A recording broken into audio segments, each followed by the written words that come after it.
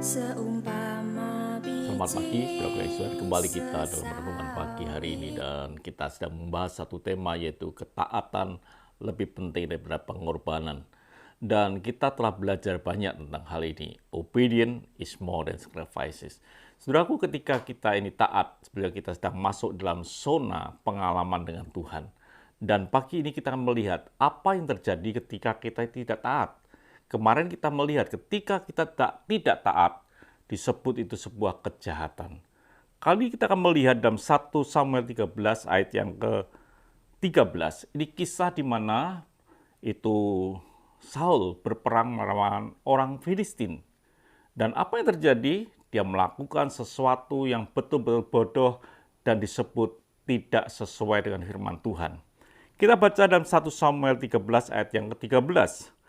Kata Samuel kepada Saul, perbuatanmu itu bodoh.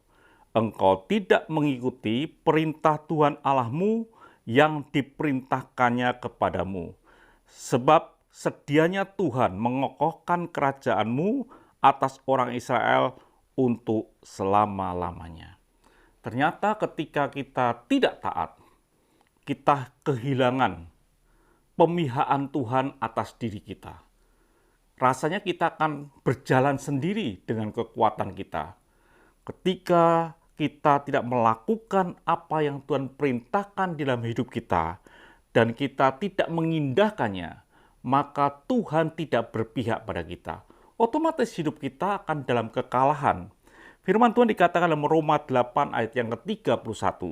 Sebab itu apakah yang akan kita katakan tentang semuanya ini? Jika Allah di pihak kita, siapakah yang akan melawan kita?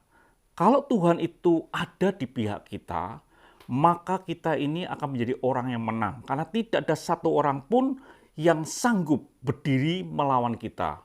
Karena Tuhan berpihak pada kita.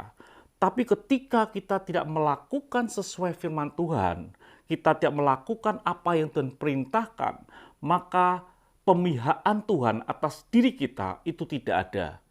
Dan itu bisa tergoyahkan akan kehidupan kita. Kita tidak akan mengalami kemenangan dalam perjalanan ini. Bahkan dikatakan dalam 1 Samuel 13 ayat yang ke-14a, tetapi sekarang kerajaanmu tidak akan tetap. Sesuatu yang terjadi, kerajaannya tidak akan tetap, berarti akan tergoyahkan. Tidak akan menjadi raja lagi. Jadi saudaraku yang Tuhan, betapa pentingnya dalam hidup ini, kita ini mentaati akan firman Tuhan. Supaya apa? Allah berpihak pada kita. Dan kalau Allah berpihak pada kita, siapa lawan kita? Otomatis kerajaan atau kekuatan kita atau kedudukan kita tidak akan tergoyahkan. Artinya kita akan menang. Dari lepas hari, satu hari, terus menang, mengalami kemenangan demi kemenangan dari hari lepas sehari. Itu yang harusnya terjadi dalam kehidupan saudara dan saya. Itu buatlah hidup kita ini taat sesuai dengan firman Tuhan. Bagaimana caranya? Belajar firman Tuhan dan melakukannya. Maka supaya Allah berpihak dalam hidup kita. Saya katakan sekali lagi, ketika kita tidak melakukan firman Tuhan, walaupun kita ada di gereja, sesungguhnya Allah tidak berpihak dalam hidup kita. Biarlah Tuhan tetap berpihak dalam hidup saudara, maka siapa yang menjadi lawan kita? Tuhan memberkati. Mari kita berdoa. Terima kasih Bapa untuk pagi hari ini. Biarlah hidup kami tetap mentaati firman-Mu, supaya Engkau ya Tuhan berpihak dalam hidup kami, dan kami mengalami kemenangan hari lepas sehari.